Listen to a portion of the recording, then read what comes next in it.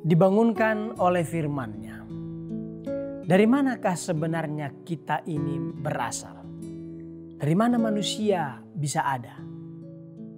Pada awalnya, firman Tuhan mengatakan bahwa kita diciptakan oleh Allah sendiri.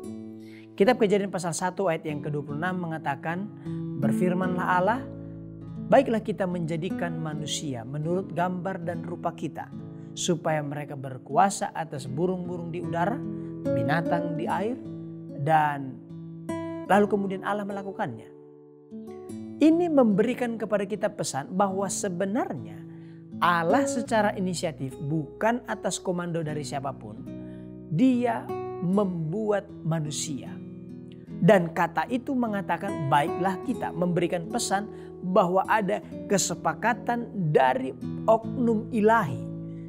Kita tahu bahwa Allah Bapa, Allah Anak, dan Allah Roh Kudus bekerja bersama-sama untuk menyepakati menjadikan manusia. Lebih jauh lagi, manusia yang dijadikan oleh Allah ini dijadikan bukan seperti makhluk yang lain. Kalau kita lihat dalam ayat-ayat sebelumnya, ketika Allah menciptakan tumbuhan, berfirman Allah, jadilah tumbuh-tumbuhan. Biarlah tanah mengeluarkan tunas-tunas muda. Langsung jadi. Jadilah terang. Langsung jadi.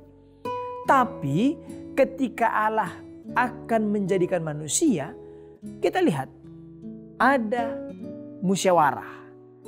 Berfirmanlah Allah, baiklah kita.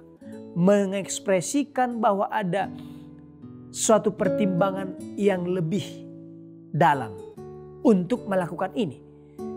Saya tidak mengatakan bahwa ketika menciptakan ciptaan yang lain Allah tidak memiliki pertimbangan.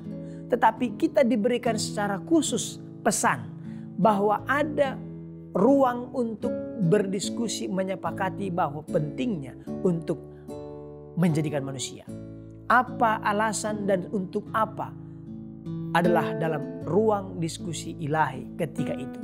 Lalu kemudian setelah sepakat mereka menjadikan manusia. Dan manusia yang dijadikan ini bukan manusia sembarangan. Bukan makhluk yang hanya sekedar seperti ciptaan yang lain. Tapi menjadi representasi Allah yang berkuasa atas segala sesuatu. Itu sebabnya Allah menjadikannya menurut gambar dan rupa kita, katanya.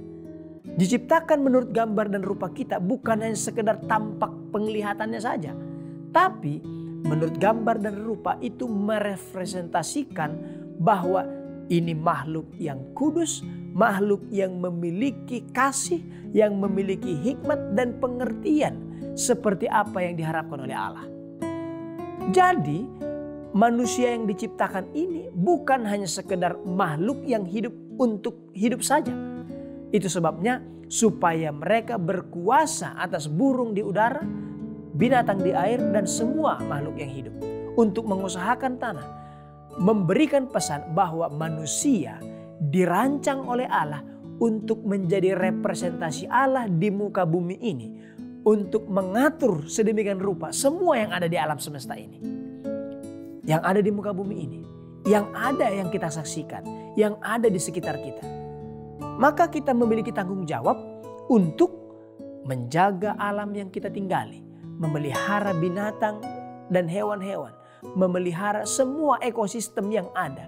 Yang mana semua itu saling berkaitan untuk menunjang kehidupan yang baik. Untuk melengkapi kehidupan yang lebih utuh secara holistik. Maka kita mengerti bahwa Allah memberikan mandat yang luar biasa. Yang tidak sembarangan. Karena kita menjadi perpanjangan tangan Tuhan di muka bumi ini.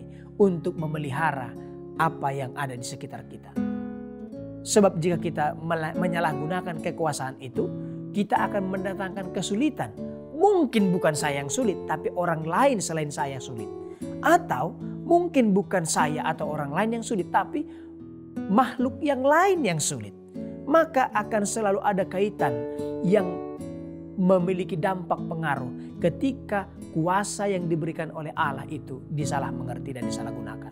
Itu sebabnya Allah memberikan manusia itu seturut dengan gambar dan rupa Allah, diciptakan untuk dapat melakukan kehendak-Nya. Kita akan bisa melihat kemudian nanti bagaimana maksud dari Allah menjadikan manusia ini dalam pelaksanaannya untuk menguasai apa yang ada di bumi ini. Dalam hal ini kita bersyukur Tuhan menghargakan kita secara istimewa bahwa kita diberikan kuasa menjadi perpanjangan tangannya untuk menguasai dan memelihara bumi di mana kita berada. Dibangunkan oleh firman-Nya.